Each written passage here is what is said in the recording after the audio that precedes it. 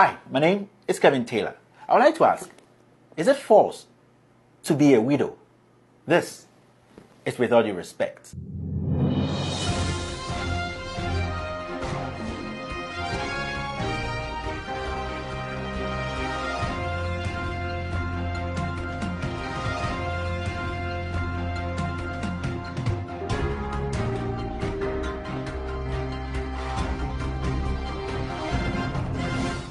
With all due respect, this is a very thought-provoking episode for me as a husband and also as a father.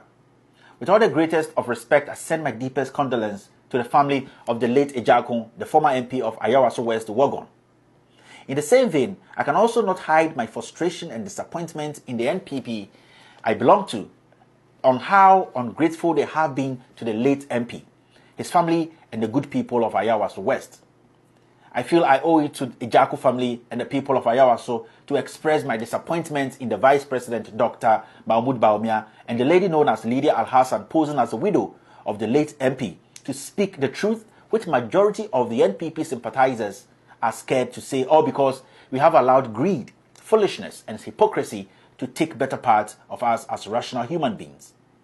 Now, this weekend, we all saw how the Vice President, Mahmoud Bawumia, walked side by side with a woman who is posing as a widow of the late MP and also parading the late MP's innocent kids in the streets of Accra just to seek sympathy from people to make this woman an MP. I am so disappointed in the Vice President because he has allowed himself to be used as a donkey by this greedy lady and the NPP to do the most embarrassing and dirty job. The most embarrassing part is the family of the late MP released an official obituary poster where on that poster it was stated nowhere that Lydia Al-Hassan is recognized, yes, as a widow of the late MP. But what did we see? The Vice President did the obvious. He exhibited his ignorance and went ahead to follow Lydia around like a slave.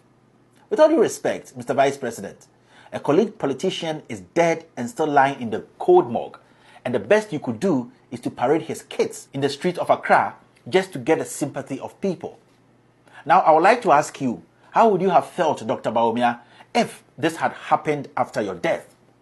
This is a question you really need to answer if you say you are a real, honest Muslim. How could you allow politics to bring you that low? Now you have no sympathy for the dead, all because of power and greed. It is embarrassing, and I am ashamed that you are my Vice President. With all due respect, I would like to also ask people like Sami Awuku, Nana B, and Kamal Dean, and that village raccoon, Abronya DC, how they would have felt if it was their father lying in the cold morgue. You guys have no sympathy and respect for the dead, and I pray God forgive you guys. No wonder they say you people are substandard, because you lack the simple basic knowledge to know that what you did yesterday was against our customs and tradition. Now, I also want to ask the young men and young women of Ayawaso West that what makes you people think this woman has the constituency at heart? This lady couldn't even wait for the late Ejakun to be buried before fighting for the same position he occupied. She has shown that her appetite for power is endless and she will do anything to get that. Let us stop being foolish and stupid and start thinking as reasonable human beings. What makes me think that intelligence is transferable? Lydia Al-Hassan can't and will never be humble and hardworking like the late Ejakun. So let's stop deceiving ourselves.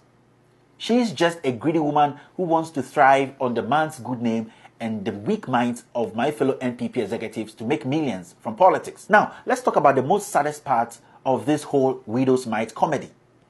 Suddenly, this woman has been able to raise millions of cedis from nowhere to fix the roads and gutters, lights, and in fact, she's distributing trash bins to the constituents.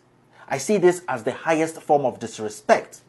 I feel so sorry for the people of Ayawaso West Wuogon because you people have been disrespected to the core. It is so embarrassing that a constituency full of educated men and women will fall for such a despicable act from a greedy woman. Finally, with all due respect, I pity my own party, the NPP, because we have no standards again as a political party. Now the friends and family syndrome is really ruling, and I hope that this evil will come back and swallow us in no time. This shows how low the NPP has become. Money has taken over the party, allowing greedy imposters like Lydia Al-Hassan to take over the core principles of the party. An honorable man is lying cold in the morgue, whilst we gather around a greedy woman who is not even accepted by the family of such an honorable man. This is shameful and disgusting. The Vice President, Dr. Mahmoud Bawumia, has indeed proven that his sense of sympathy and affection for his fellow politicians only exists when they are alive. Today in the MPP, competence has been taken away from the right people and given to a selfish and greedy woman who does not even have an iota of feeling and sympathy. All I can say to the good people of Ayawaso West Wuogon is, look in your hearts and make a decision that in years to come, you can stand in front of your God, in front of your kids, your wives and your husbands, and say you made the right decision. To me, I believe an imposter like Lydia Al-Hassan can never and should never be allowed to represent the good people and the good intelligent people of Ayawaso West. Politics should not take away what makes us good people of Ayawaso. I know that sometimes as electorates, we have to make difficult decisions. Even though it might be difficult today, we also have to understand that we can't make greedy politicians and politics take away what makes us humans.